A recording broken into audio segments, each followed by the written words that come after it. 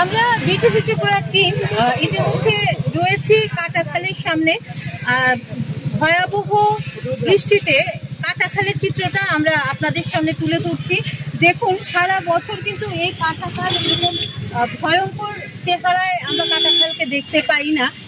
কাটাখাল সংলগ্ন যে বাড়ি ঘরগুলো রয়েছে দেখুন জলের নিচে কিন্তু। আর এই বাড়ি ঘরে যারা বসবাস করেন তারা কিন্তু অনেকেই আশ্রয় নিয়েছেন শরণার্থী শিবিরে, কারণ বাড়ি ঘর অনেকটাই প্রায় কিছু কিছু জায়গায় আমরা দেখতে পাচ্ছি যে একদম চাল পর্যন্ত জল চলে গেছে।